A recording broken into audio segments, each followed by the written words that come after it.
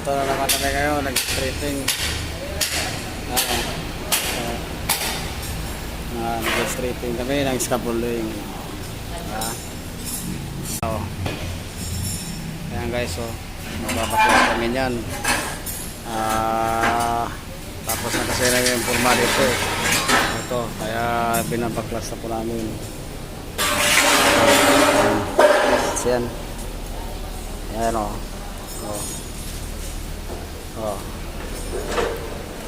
Yan po yung helper namin, nag-aakot. Ito po yung buhay namin.